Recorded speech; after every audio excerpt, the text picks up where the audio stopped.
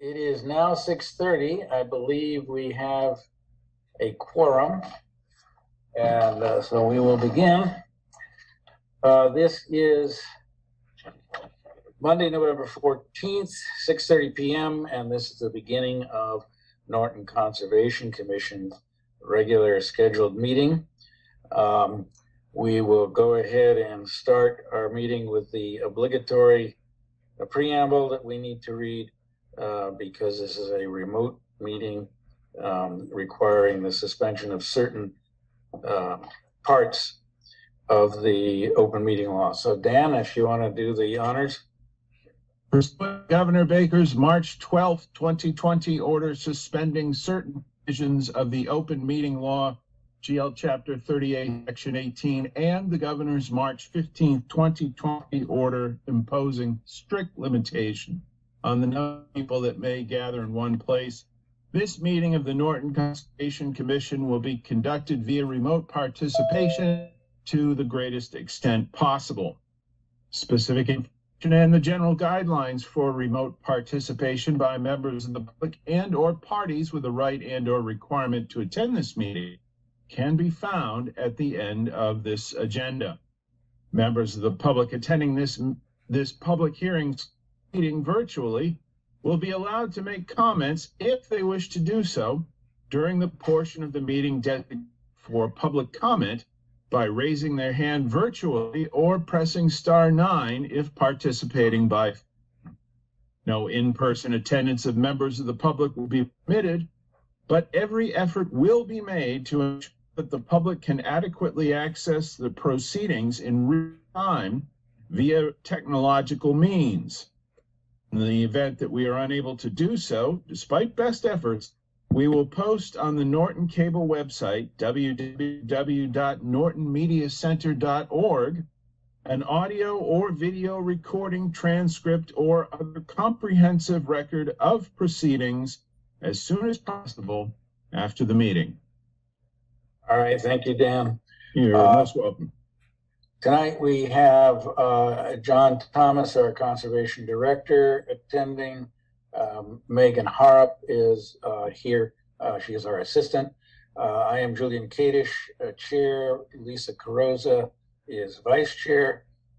And we also have, excuse me, we also have Ron O'Reilly, Dan Pearson, Carrie Schneider, Mark Fernandez, and Tama Best.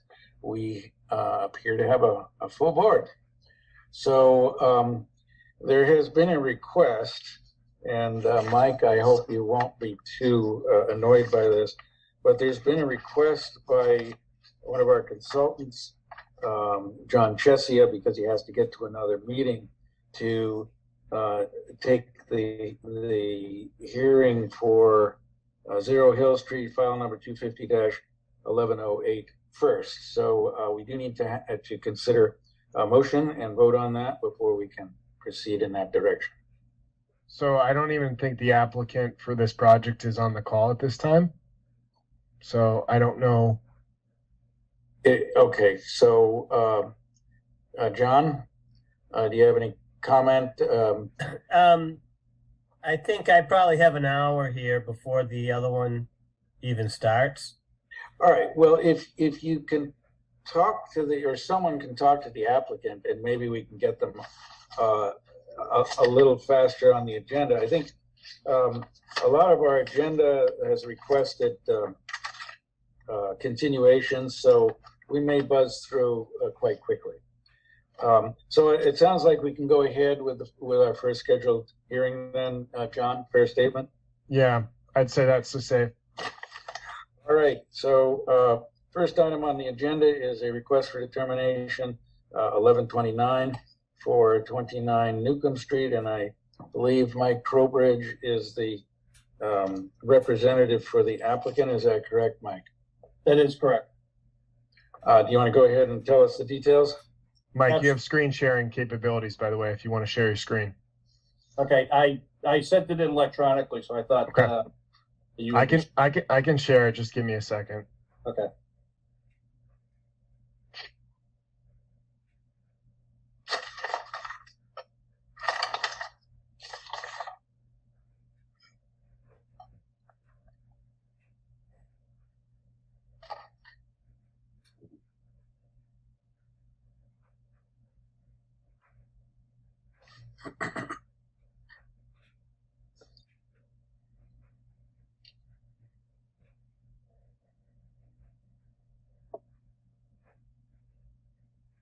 Can everyone see that?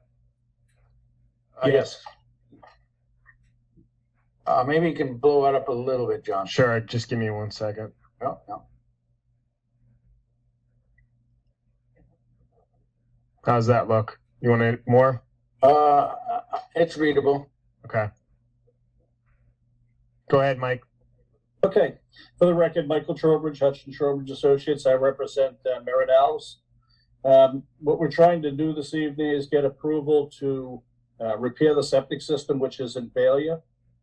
We have a river, which is to the east of us. We also have a bordering vegetated wetland. All our work is outside of 100-foot riverfront area, and our work is going to be outside the 50-foot BVW. The septic system itself is going to be about 76 feet from the BVW.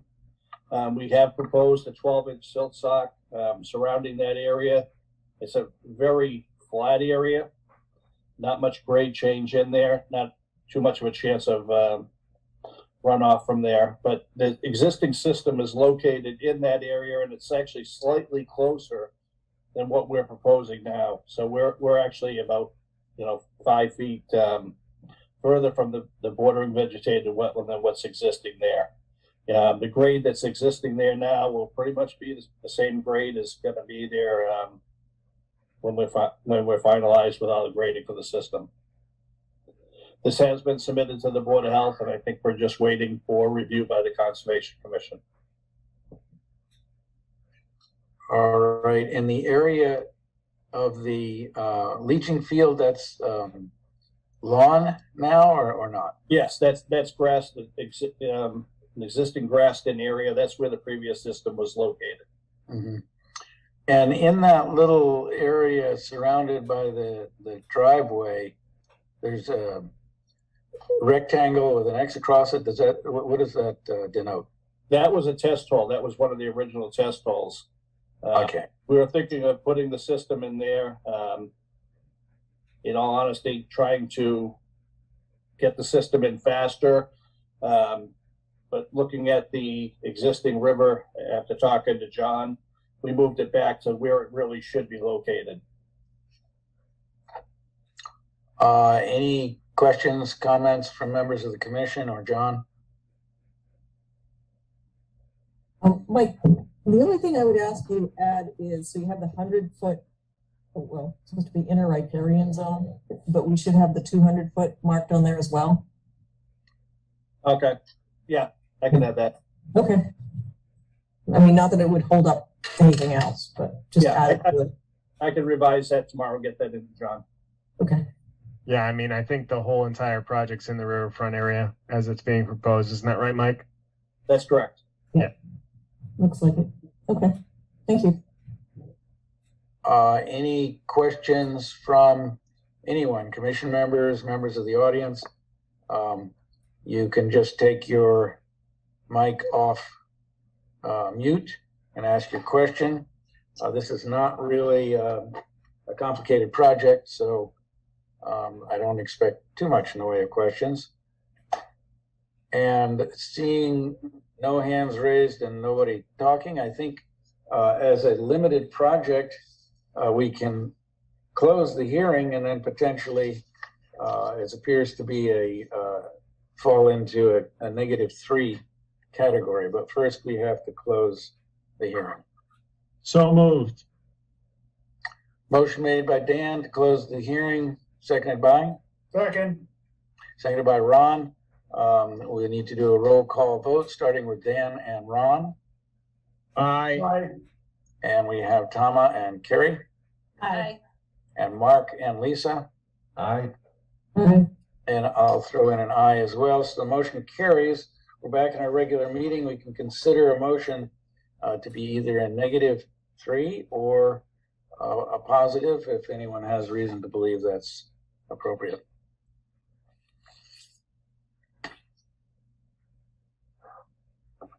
I'll make a motion to issue a -3 for DET 1129. Motion made by Lisa and seconded by? Second. Second. Okay, I think we had some millisecond differences. I'm gonna say Tama seconded that. And all right, again, a roll call vote, starting with Dan and Ron, Aye. and Tama and Carrie, Aye. Aye. and Mark and Lisa. Aye. Aye. And I'll throw in an aye. So, Mike, I think you're all set. John, that'll be ready in a couple of days or Yeah, Mike, will just send me over the revised plan, and I'll issue the final to you. Excellent. Thank you very much. Have a great evening and happy Thanksgiving, everyone. You too. Thanks, Mike. Thank you, Mike. Thank you. You too. All right, we're back in our list of continued public hearings. First item, we have 2 A's on this list, but whatever. First one is DEP file number 250-1070, notice of intent for rear Eddy Street. They have requested a continuance until November 28th. Do I hear a motion? So, I think Dan made a motion to continue that hearing and seconded by? Seconded by Ron. Roll call vote starting with Lisa and Dan. aye. And Ron and Tama. Aye. Aye. And Carrie and Mark. Aye. Aye. And I'll throw in an aye. So this hearing for file number 250-1070 is continued until November 28th. Next item is file number 250-1093, 70 Oak Street, also requesting a continuance, but until December 12th. So moved. Motion made by Dan and seconded by? Second. Oh, golly, who got, I Aye. think Mark got it.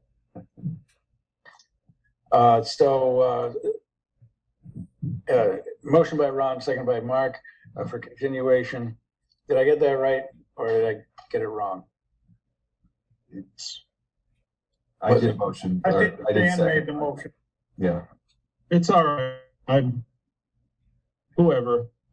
Well, correct me. Was it Dan and Mark, or was it? I think I made the motion. Okay, Somebody else seconded. I think it was Mark. You gonna own up to that, Mark? I'll take it. Yep. Okay, again, roll call vote, starting with Lisa and Dan, Aye. Aye. and Ron and Tama, Aye. Aye. and Carrie and Mark. Aye. Aye. I'll throw in an aye, so file number 250-1093 is continued until December 12th. The next item is file number 250-1105, a notice of intent for Pine Street Cluster. They are requesting a continuance until November 28th. So moved. Second. Motion made by Dan, seconded by Ron. Roll call vote, starting with Lisa and Dan. Aye. Aye. Ron and Tama, Aye. Aye. and Carrie and Mark. Aye. Aye. And I'll throw in an aye, so Pine Street Cluster is continued until November 28th. Next item, file number 250-1114, is notice of intent for 306-308 East Main Street. And I think you gave me a heads up that they too had requested a continuance, and that was for the 28th of November. That's correct. All right. We need a motion to that effect. So moved. All right, we have a motion made by Ron, and I'm assuming, Dan, you'll throw in a second. Please. All right, beginning with Lisa and Dan, how do you vote? Aye. And Ron and Tama, Aye. Aye. and Carrie. Somebody just disappeared. I think it was, oh, Mark, Aye. Aye. and I'll throw in an aye. So that is 308 306, 308 East Main Street is continued until November 28th. We have a notice of intent file number 250-1115, 0 King Philip Road. And as I understand it, they too have requested a continuance. That is moved. correct. All right. Did they request for our next meeting? So November Yes, 28th? the 28th, yes.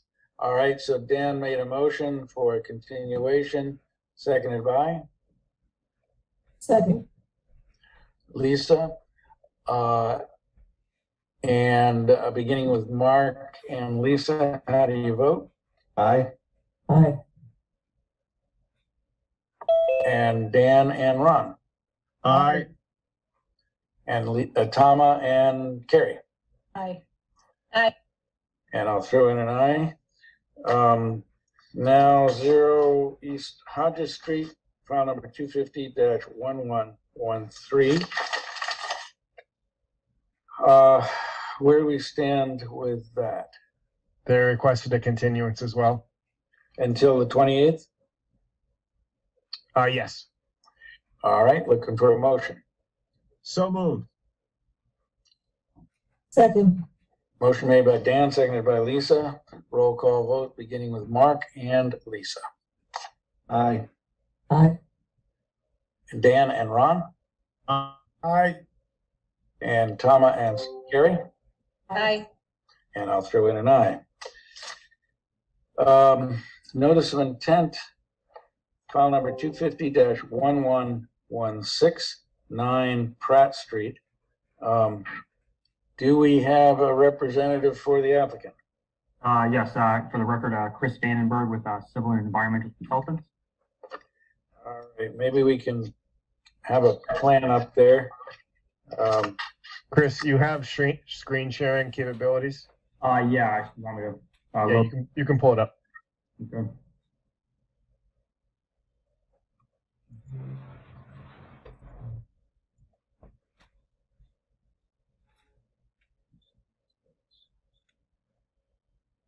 Can you all see that?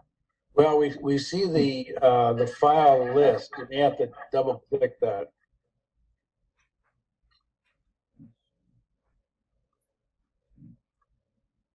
You're going to have to stop sharing and then try to share the PDF that's open.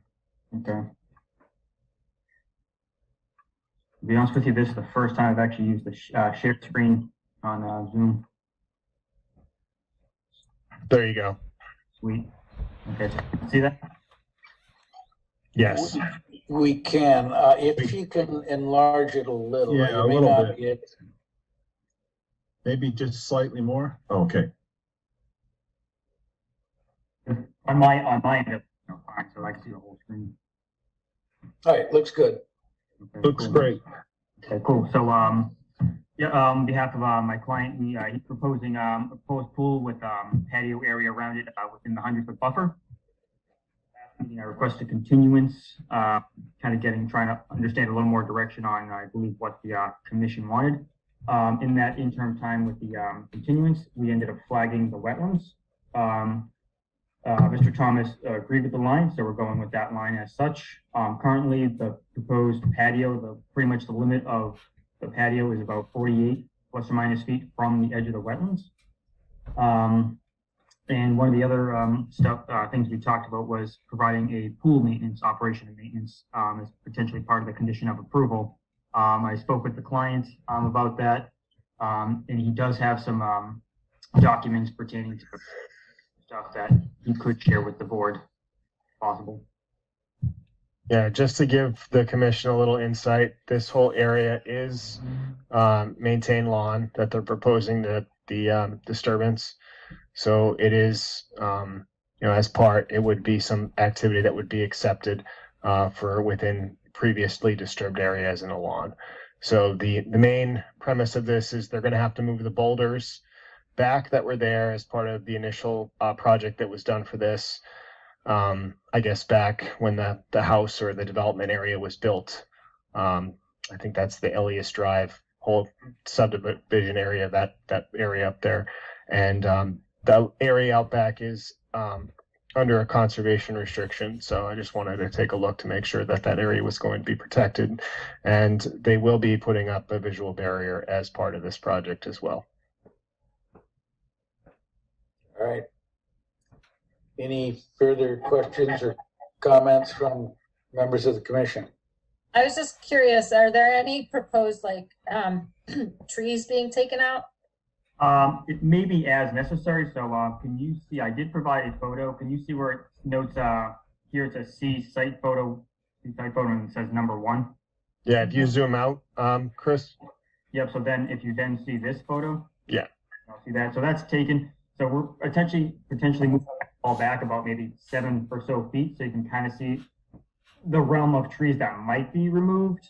You might have one large tree, but other than that, you probably, that's the tree that you see in the photo is probably the largest down. Other than that, it's just small saplings that are proposed to be moved. This is the homeowner on the phone as well. My intent is not to take out as many trees as possible here. It's just to provide enough to have patio and just not trees on top of it. So I think I might be able to get away with just removing one large tree, maybe 2 at the most. Okay. And Can just, we go back to the plan view for a second? There's a note that mentions the relocation of a shed, and where is that going to be relocated to? Mark, do you want to comment on that? Yeah, the shed either moving that to the left, further left to where it is now, or moving it directly behind the right corner of where the proposed patio would be. Yeah, the only thing you have to worry about with that is making sure you're meeting all the setbacks for the shed with the building department. So you just have to double check with that. I don't know kind of what the requirements are for that. So when you do relocate it, you just have to meet those codes. Yeah, I've looked into those. It's a movable shed. It doesn't have a foundation. It's Okay. Blocked. So I think that helps a little bit, but certainly aware of the setbacks, and we'll stay within those. Okay. So we'll see that final location in the as-built, I guess? Yeah, that's what I would presume, Lisa. Yeah. Okay. Okay. all right. Any further questions, comments? So this is a notice of intent. Do we have all the information, John, such that we can consider closing this tonight? I think we have all the information that we need to close this. And then, for instance, when we issue an order of conditions, we can put some conditions in there that will kind of like Chris has talked about is the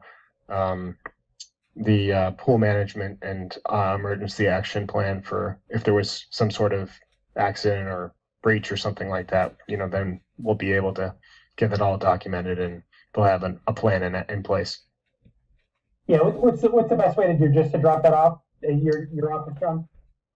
Well, it's going to be probably a condition before you do construction. Okay. So we can definitely, have that where I would need to be in receipt of that before we have our pre-construction meeting. Okay. So that would be something that we would need to just kind of have in hand, and that would be provided from your pool installer and whoever's doing the pool installation. Okay. Okay. Yeah, reached out to the installer and a few maintenance companies, and I have a pretty good plan of what it would take. The backwashing requirements would be, the time, Okay. what a dire situation would look like. Okay. All right. Great. Thank you. All right, so if there are no further comments, we can consider a motion to close the hearing for file number 250-1116. So moved. Second. We have a motion made by Ron and seconded by Lisa to close the hearing. Roll call vote, beginning with Dan and Lisa. Aye. Aye. Tama and Mark. Aye. Aye. Ron and Carrie. Aye. Aye. And I'll throw in an aye. So the hearing is closed. And I'm assuming next time we will be generating an order of conditions. All right, awesome. Thank you very much, everyone. You bet. Thank you. Appreciate it. You're welcome. Next hearing is file number 250-1108, notice of intent for 0 Hill Street. And so, John, do we have a representative of the applicant at this point? Not that I see on the call right now, but we have reached out to one of the applicants themselves, and they're trying to get in touch with their consultant. So, all right. So, should we go on to other items? We can until I guess close the meeting. All right. So we have draft minutes, but also in my package was a Norton Kayak Company lease agreement. Is that something that we can discuss at this point? Yes. So the lease agreements for Norton Kayak, it's their agreement that I guess a yearly agreement to use the facility and use the reservoir. I believe I put it in the package. Let me just double check. Yeah, I got a copy. And is this the first year we've required a fee?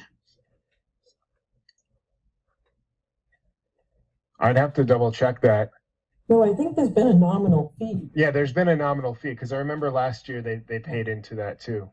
Is it, I don't have the document with me, is it? Well, I mean, I would consider $4,600 and change to be more than nominal. I mean, I don't know what kind of. Yeah, that sounds high. I thought it was a couple hundred. Yeah, I don't know. I mean, I don't know if this could break the bank. I can't really see that this is kind of a cash cow for this guy. I don't see them out there that often. And I don't know. Can we re-examine that? Because could this have been pulled from some other agreement that where there was a more significant business activity? But you know, I see there's a signature here. And the other issue is this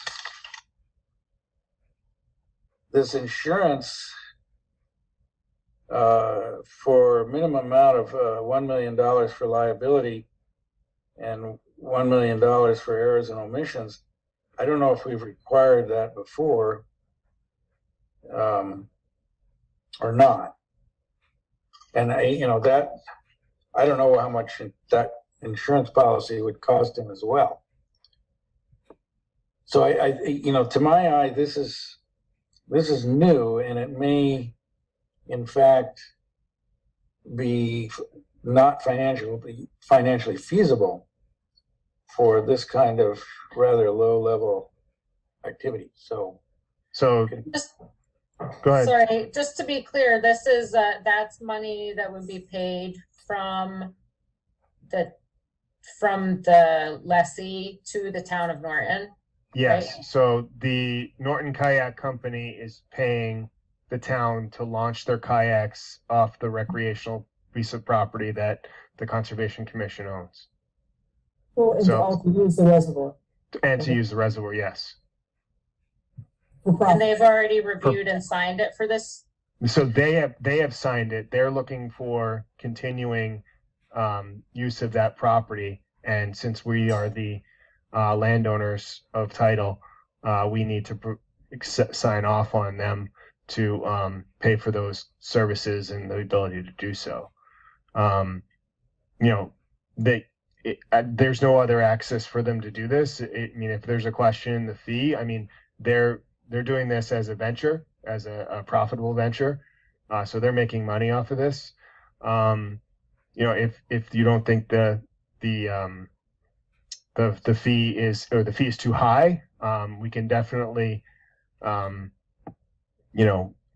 not ask for that much money, but we can definitely you know, revisit this if that's something the commission wants to do. I just thought this was the typical structure that, because this looks similar to the one that I got previously that was signed off by the commission when I first started. Well, Say, I have to presume that they already reviewed it and are agreeing to that price if they signed Right. it, right? Right. well, It's like, I don't I mean, maybe I'm wrong, but I don't recall the rental agreement having this amount, and I would be astounded if he's clearing between that and the insurance policy, clearing enough to even cover those costs. But you know, maybe I'm totally wrong. Maybe this is what has been in the past, and you know, one possibility is that he just assumed it was identical and just signed it without reading everything, and then he'll be left. So if we could show that it's the same as the one from last year, I would feel better about it myself. I think we could pull up the one from last year and Yeah, I'd have to go to the in our files. I don't have that on me right now. oh, I understand. Yeah. But if we could just push this forward, I mean, there's no pressure of time. You know, nothing is really going to change until our next meeting. And Okay. I don't even see a specific expiration date, so it's, No, I just wanted to put it on there so that way for the next season that they're going to start this up again. yeah, but I think we have to confirm that, because I don't recall this amount of money being involved. And, you know, if his business can sustain that and he has no problem with that, fine. But I just want to be sure that somehow things didn't change and he just signed it assuming it was always the same, and then, you know, it's not. Okay. Yeah, that works. I'll push this to the next meeting. I'll have Megan put it on for the next agenda. And I'll send over copies the previous ones as well. Excellent. No word on our applicant? Actually, I just received word that they requested a continuance, but I think Mr. Dryden's on the phone now. Okay. Good evening, all. Hi, Mike. Hello. Good evening. Mike Dryden, Senior Project Manager, Allen Engineering.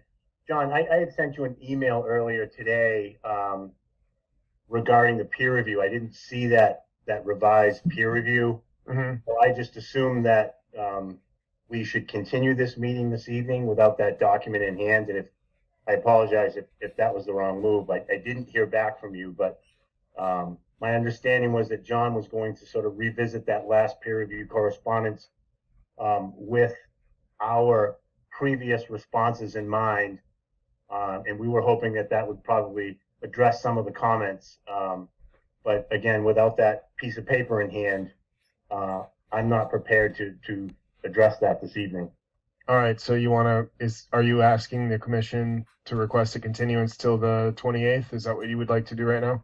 Yes, I would appreciate that. I did that in my email, but I realize now that probably sent it too late. All right. So So the applicant has requested a continuance until the 28th for 0 Hill Street. so I'll make a motion to continue the public hearing for file 250-1108 to the 28th. Motion made by Lisa and seconded by? Me? No, whatever. We'll give it to Ron. So roll call vote. Mark and Lisa, how do you vote? Aye. Aye. Carrie and Ron, Aye. and Dan and Tama, Aye. Aye. and I'll throw in an aye. So John Chesia, it sounds like you're free to go to your next meeting. Chairman, if I could, before John leaves, Sure. if I could ask John through you, John, would you expect to have that follow-up review in advance of the next meeting so that we have some time to react to it with a second response? I submitted it. Yeah, I thought I sent it over. Let me just double check. I'm looking through my emails right now. I never received that, unfortunately. That's why I requested the continuance this afternoon. When was that sent, John? Last week. Oh, bummer. Okay, well, it is what it is now. So, John Thomas, if you could just forward that to me, we'll take a look at that and we'll provide written responses for a second round and be prepared for the 28th. All right, just for clarification for everybody, that motion to continue was for the 28th of November, and everybody's in agreement with that. Is that correct? I certainly am. I wouldn't have any response to further comments by then because there's a holiday in between, and I suspect there won't be much time. All right, well, we'll see how far we get. Yeah, John, we'll turn it around as quickly as possible. So, John Chesia, that is, and if there's any way that we could be ready for the 28th, we would certainly appreciate that. I know this has sort of been an unusual track that this has been. So. I just know I'm going away, so I won't be available that week. You're away all next week? Yeah, I'm not around next week. All right, well, we'll see how it goes, and if you need another continuance, we certainly can do that. Okay, thank you for your time. All right, very good. Our next item on the agenda is our meeting minutes for Monday, October 24th, regular meeting. Yes. Any comments we had? I think we had a full board. Oh no, we had Carrie and Lisa were absent, but we certainly have a quorum for voting on this set of minutes.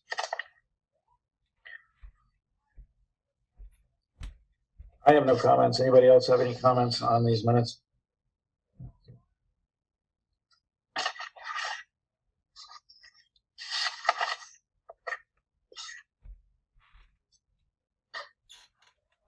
If not, we're looking for a motion, yay or nay, for approval of the draft. So moved. Motion made by Ron and seconded by? Second. Second. Okay, so seconded by Mark. So roll call vote, I assume Lisa and Carrie will be abstentions. And then Mark and Ron, how do you vote? Aye. And Dan and Tama? Aye. And I'll throw in an aye. Our next set of minutes is executive session minutes. Again, we had not only, I think, our full board. Let's see, yeah, we had a full board, and we had 3 members of the board of the select board, and a few other people to boot. Any comments on that meeting?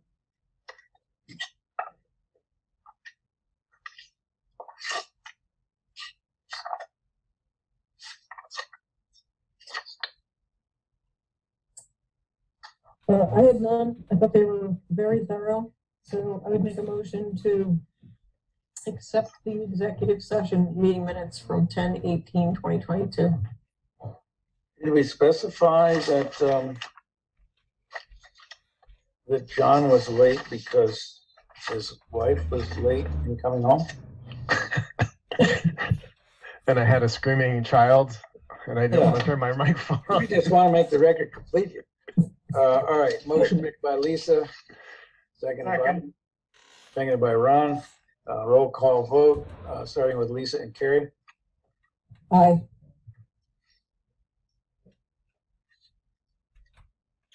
Looks like Lisa has a screaming kid too. I mean, Carrie has a screaming Sorry, aye. kid. I'll let you vote yea or nay.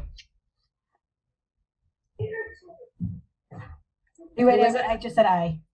And I, okay. Dan and Ron? Aye. Tama and Mark? Aye. Aye. And I'll throw in an aye. Motion carries.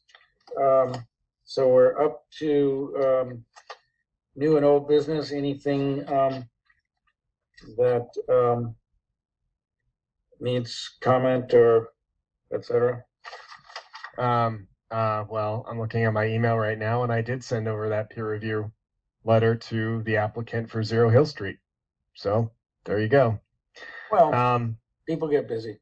Yeah, it happens. That's really it that I have to report on.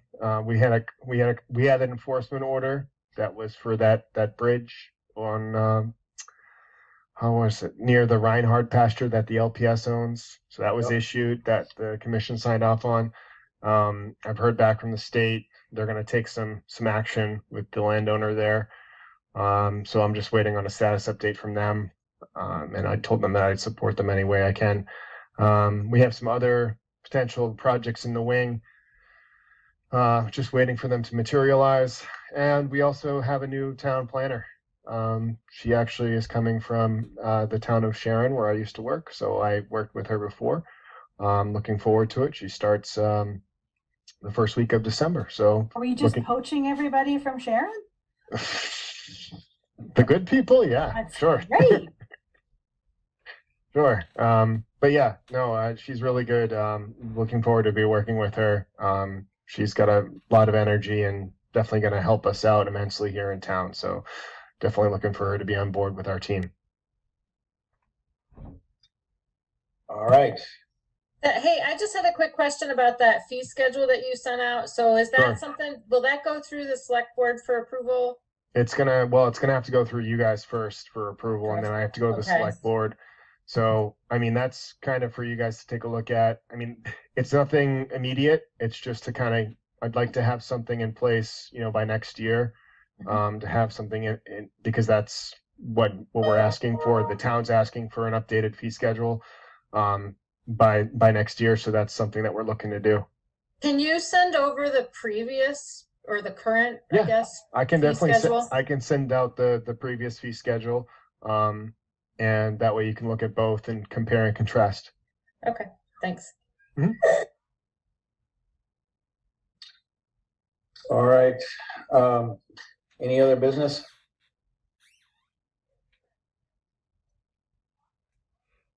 I think there's a note there for whether we're gonna have a meeting on the 27th. Oh, yes, that's Yeah. true.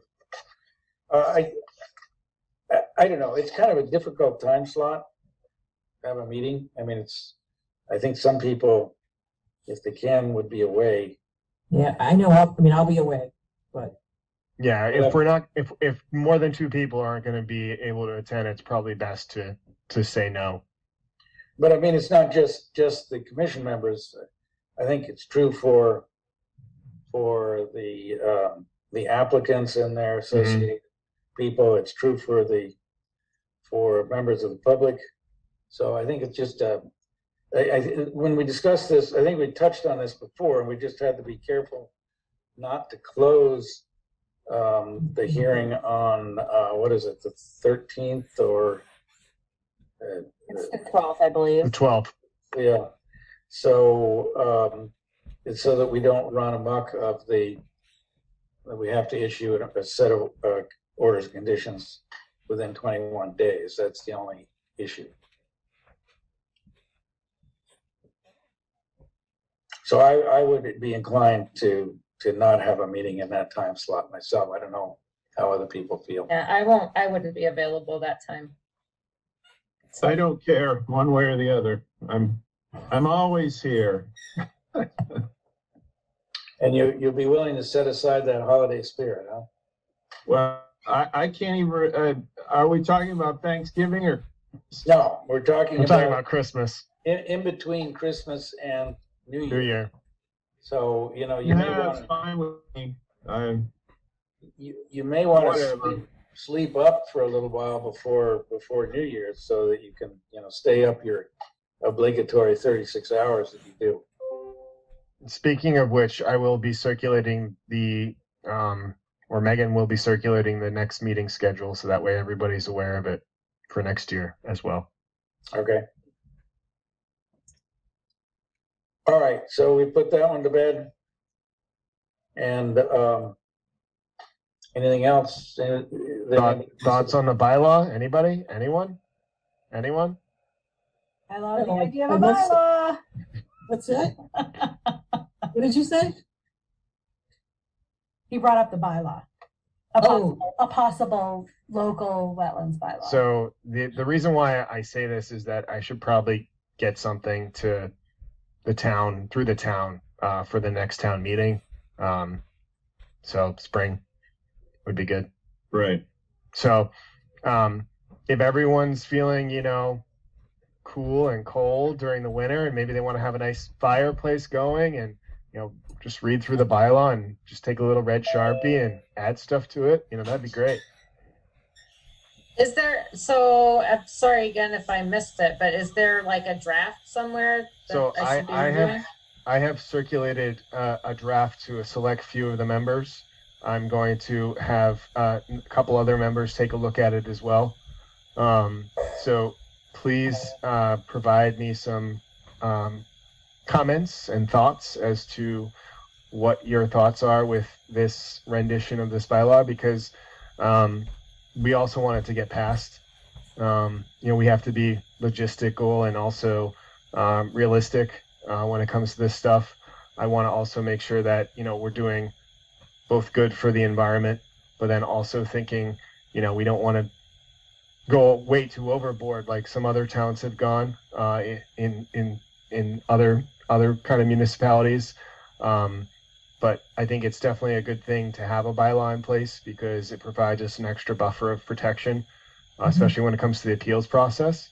But it also, it's a good thing. It can be a good thing, and it will be a good thing. It's just trying to get it tailored in a format that's going to be something that everyone's on board with.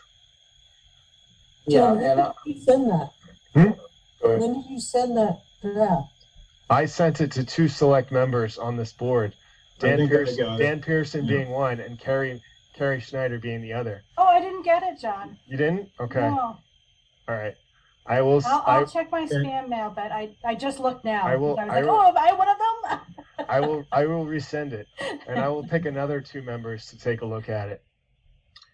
So as I go through my, that's what I do for a living on the other side of the table, and I've been taking notes the last couple of months on things that I think gaps between the regs and the local bylaw, including, isolated wetlands, vernal pools, and a really interesting thing I came across in the town of Rochester that they actually, I think it's through the planning board, but they have a forester go and evaluate the value of the timber that's being, or the trees that are being removed from the site, and they pay the town. I thought it was fascinating.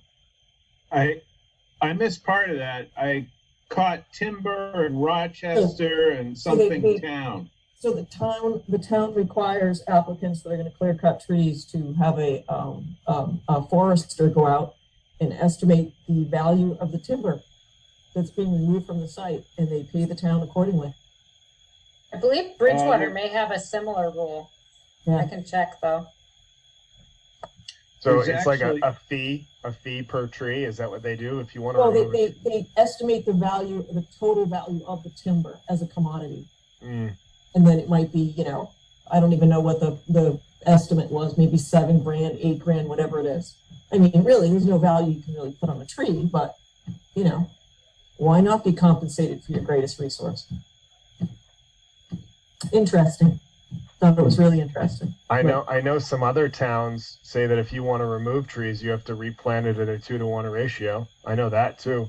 So that's pretty crazy if you think about it. And Dan, to your point about how trees like to be clumped together, it's something that, I think, if we're looking for some sort of mitigation technique or something like that, it's definitely something we can talk about as being, enhancing the ratios when it comes to mitigation for work in the buffer zones, having a no disturbance 25-foot zone, which cannot be altered at all. There's just no touch, basically. You can have that under the bylaw.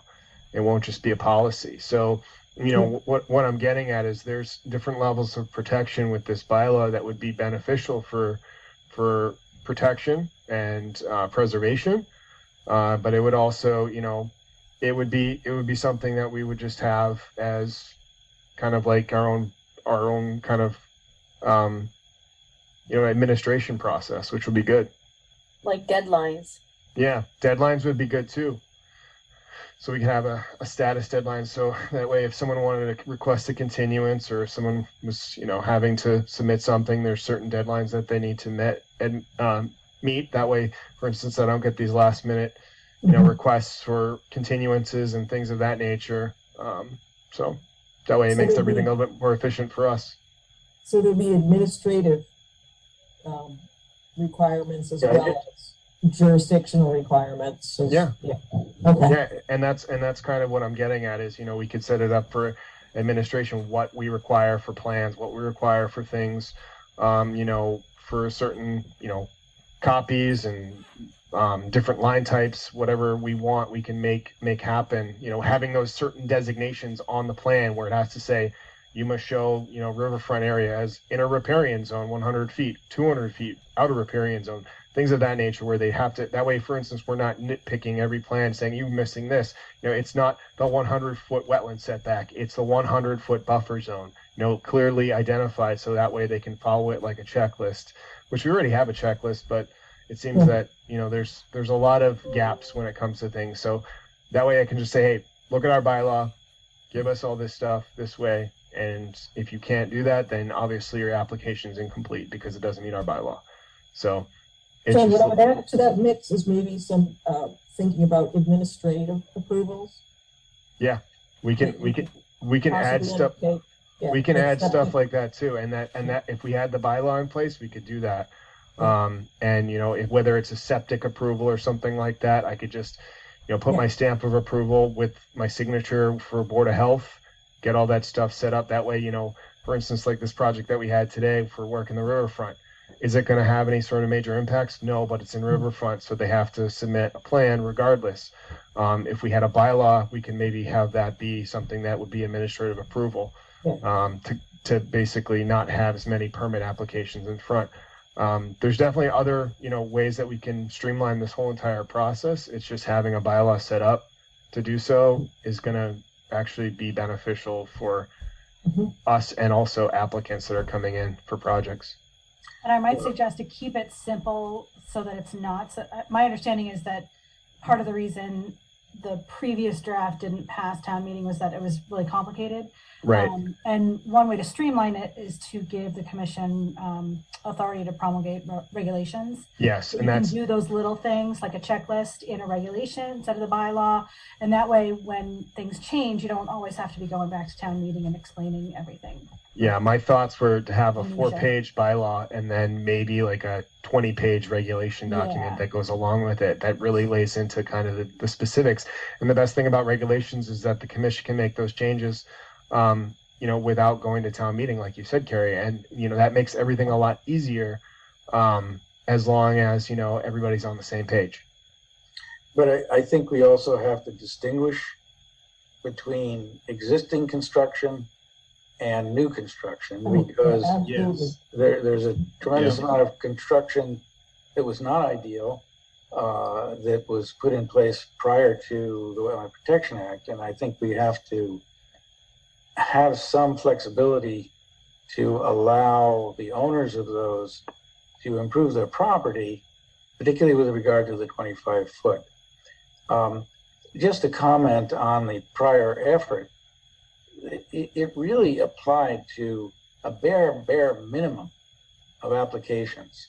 The vast majority of applications would be completely consistent with the Wetlands Protection Act and was not controversial.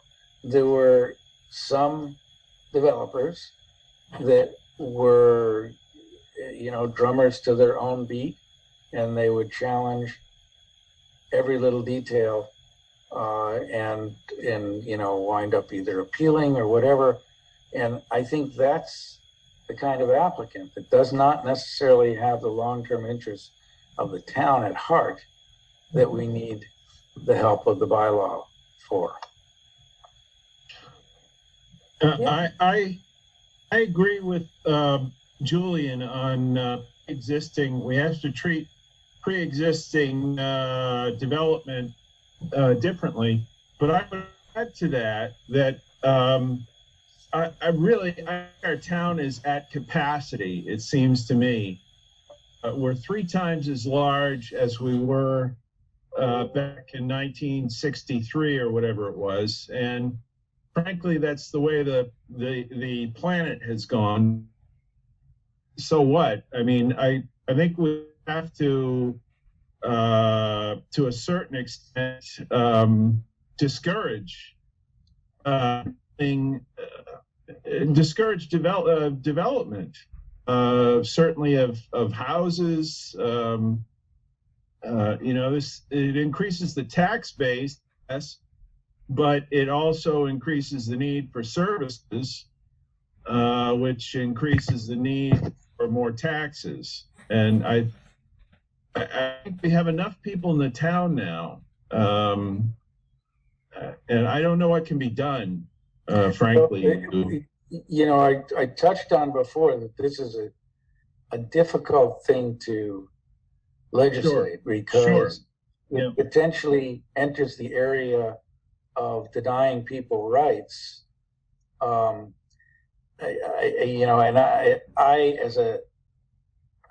just don't know the legality, and Carrie, maybe you can comment on it, but I don't know if you can just create exclusivity, because that's what it amounts to in a town. It gets into an area that I can't really comment, and I'm a little concerned that if you just say, okay, we're going to stop all development, We can't do that. I don't think there's a legal basis for doing that. Nor do I think it's our place. I think we have to be very clear about what our goals are with this bylaw. I'm not thrilled with the idea of this being an effort to deter development in any way. Our primary objective is protection of resource areas, and I think any bylaw should be really limited to those efforts.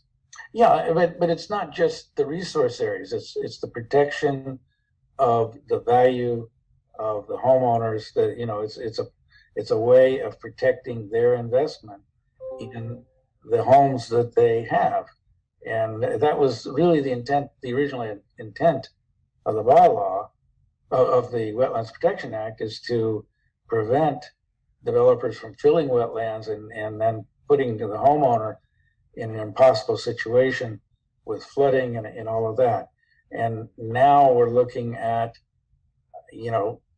trying to force developers to produce a quality, up to standard product.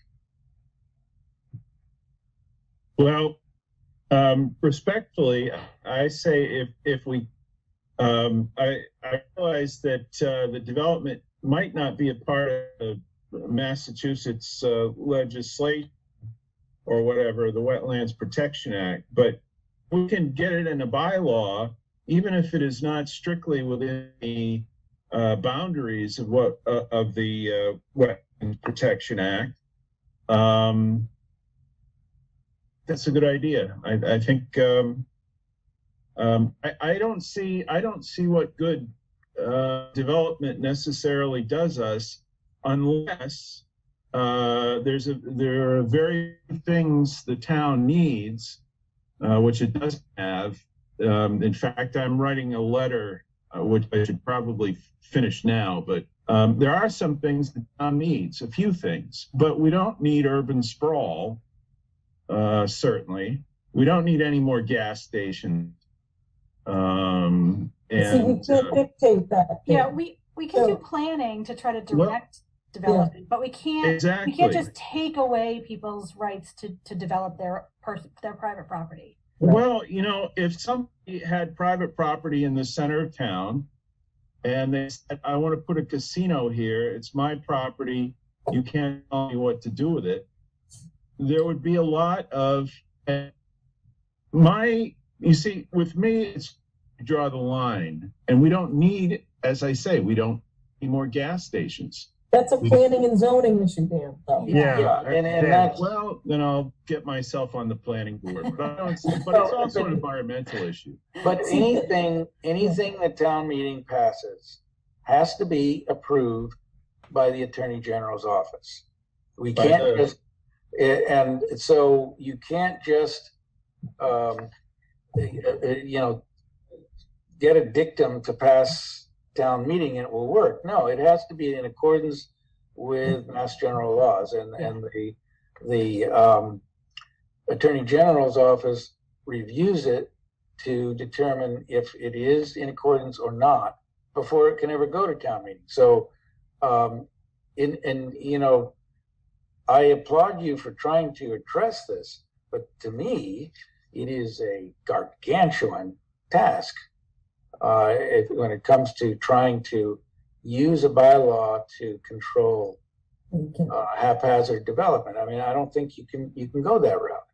I think what you can do as part of kind of our structure is have protection for isolated wetlands and have protection for vernal pools. You can have a no disturbance policy. You can have that, and that can also be a no touch. So you can't do any work in there. Well, I think those three things. I mean, there are other towns that I've done work in in my previous jobs where there was 100-foot no touch, and that would included the buffer zone where you couldn't do anything within 100 feet of a wetland. Then there was a, I think some other towns have a 100-foot buffer off of vernal pools, and then on top of that, another 100 feet buffer for protection, which they have a vernal pool habitat. Well, I thought flood zone. Yeah, and then some have a 100-foot buffer for the flood zone. So, there's a lot of different types of buffers and protection levels. And once you kind of get all those things on a plan, it becomes very difficult and intricate for a developer to do any work. And they really need to assess and evaluate anything before they present anything to us. So it's in their best interest to kind of have all those features mapped out and do their due diligence and planning before they even have a concept in mind. I think that's kind of what we're trying to say is that, what we want to do is we want to have a little bit more buffer for these resource areas, this wildlife habitat, to be preserved. I considered that too. As unpopular as this will be, I say we need something much more than 100 feet, especially at the center of town. Make it 200 feet, 300 feet. And if you make it too extreme, except on land that's already owned. Well, I think that's something that we can talk about is, obviously we're talking about pre-disturbed lots and lots that have been, in existence prior to a certain date. And you have to be realistic with this. You can't just say, okay, yeah, this is, this lot's been done, and, if it's a forested area, okay, yeah, I can get that. Yeah, we don't want any new development in this forested area. But if it was an area that was clear cut and was left, it was permitted, back in the early 2000s, but they let their permits slide, then it becomes kind of a little bit of a gray area. So I think that's kind of what we're talking about is, we need to have something where there's no black and white. I mean, there's black and white and there's no gray in the middle kind of thing where it's either side. We need to have something that shows a little bit of structure as to what they can do with the current conditions of the lot. And then also, get a better understanding as we progress, because I think that's something that, we really should adhere to this town for future development, because I know there's a lot of push for a lot more new development. And I want to make sure that, those areas are taken into consideration that are important for wildlife habitat, stream preservation, protection, and floodplain management. This is all comes and ties into, resiliency and everything that I'm trying to really push for. And if we keep on infringing upon that with new development, it's really going to make my job more difficult. But I think what Julian said, having gone through this in Attleboro and having gone through this in Norton, I can tell you it takes months and it takes an extraordinary effort. And we should be talking about it, starting 3 months ago at every meeting. because we're going to be going over every single clause and every single word But if many it times is, over. but if it is considered too extreme, it will never pass.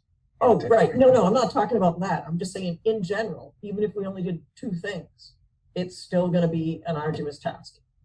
Yeah. No one's looking to stop development. We're not putting up the red light and stop light. It's doing it mindfully and being thoughtful for the resources that are in Norton. The DEP is not vested in with their regulations because they're just the minimum and they don't take into account home rule. What is Norton? What are we trying to preserve and protect in Norton? That's what I would suggest we try to clearly spell out, like you said earlier, Lisa, is what are the gaps between what you have now and what we would like to see? If you know, and because it's not a long list. Well, but be able to spell those out to the people of Norton. I think the default answer for things in this town seems to always be no, right? So if any change from the current state, if anyone asks to change, it's always no. So what is the benefit to current and prospective homeowners in this town to going with a bylaw? Because if we can't convince them of that, then the answer to that they'll default to is no. We've seen it overrides everything in town. So it's those same people that show up that complain over and over and over about flooding, right? Increased flooding. It's those same people that I would target, that it's almost hypocritical that they don't want a bylaw, yet they're complaining when somebody wants to build something down the street from their house. So you can't have that's why I think if we can spell it out in as clear and plain language as possible, that goes a long way. Yeah. Because I think the other thing we have to recognize is that there is a cost to regulating, and that cost in this case is borne out by the applicants. So regardless of whether their project would be any different before or after a bylaw, now it's extra time that an engineer is going to have to go through our standards to make sure that they check all the boxes. So that I believe I wasn't living in Norton at that point in time, but I believe that was part of what the arguments were against the last go around. Is that fair? But there are hundreds of commissions. This is what I do for a living. The very first thing you do is the town has a bylaw, it has a reg. Honestly, you just guide the design based on those. It doesn't add a heck of a lot to the cost. It gives you the framework. It gives you the parameters. It tells you this is the area you can play in. You can't go beyond this. So to me, it doesn't add a heck of, paperwork wise, that's one thing I think we should just nip in the bud. No extra paperwork for anybody if we can help it, right? That's the biggest in terms of cost, additional cost, not the design per se. So I don't know if anybody wants to discuss this, and I know this is an odd way of looking at it, but I would put the question of development on its head and say, why do we want development? And what is that development we want? Growth for the sake of growth, as an environmentalist said, is the rationality of the cancer cell. And I just don't, just putting a lot of boxes in our town for the sake of increasing revenue doesn't seem like a good idea to me. It's to increase revenue, but put it, we should have a town where you just say this is the random business zone, and not at the center of town. At the center of town, and I know this is entirely a environment question, but the center of town, what the town has is Wheaton College, which is private, some nice private land, and for the town, you've got this triangle that we call the common, which is not much. It would be nice if we had a park and not all this gas junk. But Dan, you're talking about a planning bylaw. Okay. All right. Okay. Well, we're all about development. So Dan, I'll introduce you to Maria when she starts, and you can have a conversation with her. Okay. Thank you. All right. I'll give her agita instead. She'll be able to tell you what needs to happen. So don't worry. All right. We can only react to what comes before us, right? The decision's already made whether that property is gonna be developed through planning and zoning. Right. If I'm it sorry. meets that criteria. I'm sorry it for comes to taking us. up the commission's time. No, I it's will- you're not. just You're this- having a healthy conversation, Dan. Yeah. It's good. It's all good. right. I guess the biggest thing is logistically and realistically, to kind of get this. There's no deadline for this. What I'm saying is, I'd like to get this progressing in a positive kind of fashion. If we make the deadline for the next town meeting, great. If not, we'll go to the next one in the fall. It's not a dire thing to have, but it should be kind of on our I guess agenda for progressing. Because development's coming. It's coming. And we want to make sure that we have something in place to not counteract or be a catalyst to development, but also to be cognizant of the necessity for protecting those resource areas which may have not been covered under the Wetlands Protection Act. So like isolated wetlands and vernal pools, things of that nature to provide additional protection to, because that's stuff that we value. And just having that in place would be an overall benefit for the commission and the area that surrounds other adjacent wetlands that are protected under the Wetlands Protection Act. So, I'm just trying to enhance the benefits of what the environment has to offer through this bylaw. I have no intentions of, stopping any development or making it more difficult for a developer. It's more so for just enhancing what we already have. Right. You're right. This is not the place. I agree. Or the time. You're right. And I agree with what Mark said. I think it's good to kind of have some sort of bullet point list or something in the premise of this bylaw to say why this bylaw is important and kind of touch upon those certain criteria and say why it now has become, something that we're striving for and trying to administer. So I'll work on it some more, and then I'll send this over to everybody else through a bulk email, and we can all kind of maybe have a discussion session on what we think needs those refinements or kind of what areas we should focus on, and we can work on a specific, every week we can work on a specific area, or we can just give certain people certain areas to kind of take a look at and think or comment on, or however we want to go about it. We're open to it. Like I said, there's no deadline. It's just to kind of get this kind of thought process move forward. And when we get more projects come in, it's going to come up, and we're going to get little light bulbs on our head saying, hey, we should have something like that, in our bylaw because of this project here. That's going to happen. And that's what's great about regulations when we do enact those, is that we can always make changes if we want to. So I'll have Megan and I send that stuff out to you guys tomorrow. Okay. Thanks, John. Thanks, John. No worries. Yep. Need a motion to adjourn, Julian? Yeah, I was just looking at the chat comment, and I guess Tama had to leave us, and so I think we can entertain a motion, but we don't have Peter Wiggins here. What are we going to do? I'll make that motion.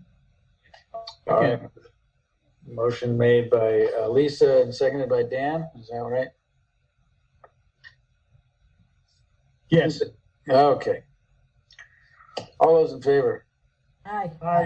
Happy Thanksgiving, everybody. Happy You bet. Thanksgiving. You too.